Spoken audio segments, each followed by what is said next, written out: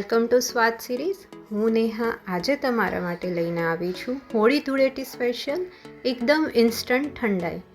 તો આ ઇન્સ્ટન્ટ ઠંડાઈ તમે એકદમ ઓછા ટાઈમમાં બનાવી શકો છો અને બધાને સર્વ કરી શકો છો. તો જોઈ લઈએ આ ઇન્સ્ટન્ટ ઠંડાઈ કઈ રીતે બનશે.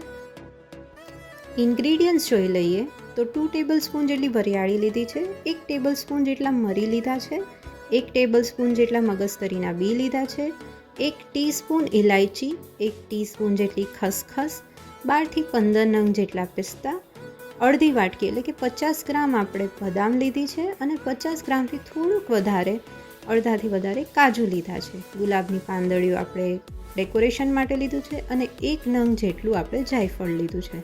તો કઈ રીતે બનાવીશું એ જોઈ લઈએ. તો એક મિક્સર જારની અંદર બધી જ વસ્તુઓને છે આપણે એક પછી એક એડ કરી દઈશું. વરિયાળી, મરી, ઇલાયચી, મગજતરીના બી, પિસ્તા, ખસખસ, આ બધી વસ્તુઓને આપણે એક પછી એક એડ કરી દઈશું.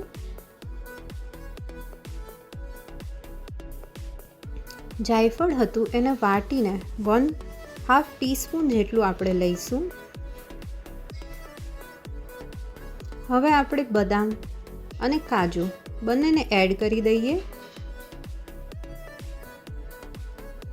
આ બધી જ વસ્તુઓને આપણે મિક્સર જારની અંદર ક્રશ કરી લઈશું.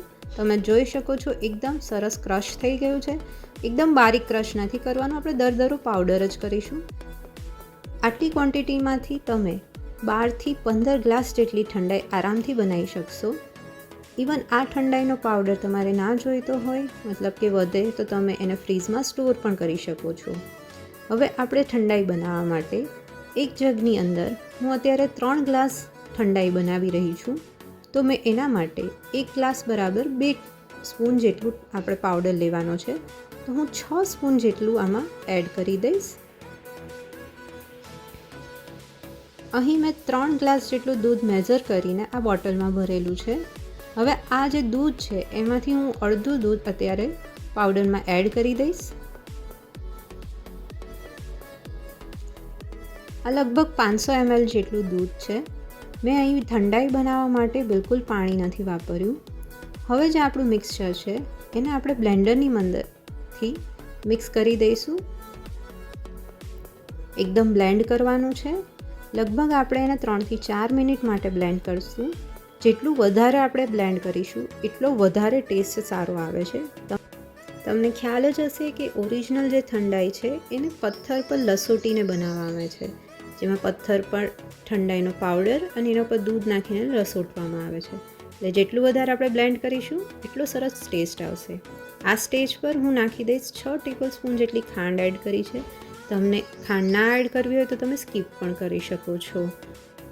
હવે એને આપણે પાછું ફરીવાર એને 2 મિનિટ જેટલું આપણે બ્લેન્ડ કરી દઈશું. 2 મિનિટ થઈ ગઈ છે. હવે આ જે દૂધ વધ્યું હતું એને આપણે એડ કરી દઈએ.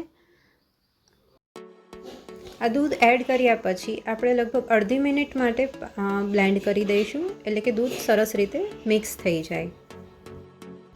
આ સ્ટેજ પર તમારે કેસર એડ કરવું હોય તો તમે કેસર પણ એડ કરી શકો છો.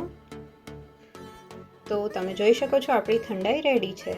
તમારે વધારે ઠંડી પીવી હોય તો તમે 1 થી 2 કલાક માટે આને ફ્રીઝમાં મૂકી શકો છો. બાકી અહીં મેં દૂધ ઠંડુ જ લીધું હતું એટલે એકદમ ચીલ છે. તો હવે આપણે ઠંડાઈને સર્વ કરી લઈએ. તો મેં એ ગ્લાસની અંદર ઠંડાઈને સર્વ કરી છે,